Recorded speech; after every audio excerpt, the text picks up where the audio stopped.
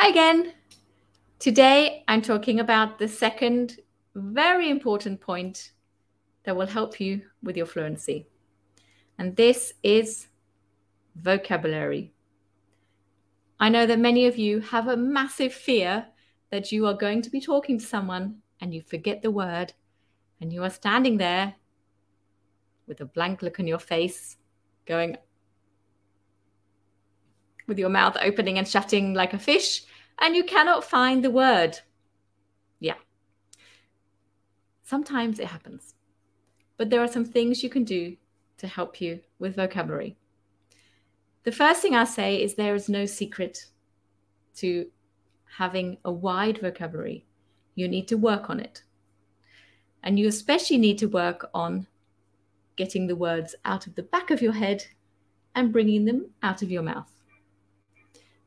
The best way you can do that is by practice. I suggest to people that you use some kind of application like Quizlet, or you just write down the words you want to remember, but then you have to test yourself. And you have to keep testing yourself, because this is how your brain practices getting the word from here out of here.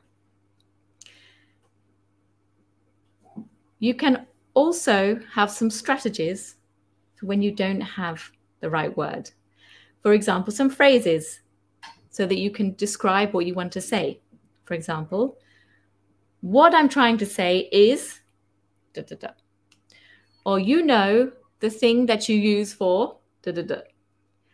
Sometimes if you just look blank enough, people will actually help you, because generally people are kind when you're trying to speak another language.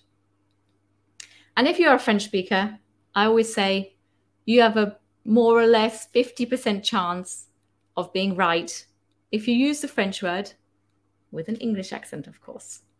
Now, you could be totally wrong, but it's up to you to decide the odds.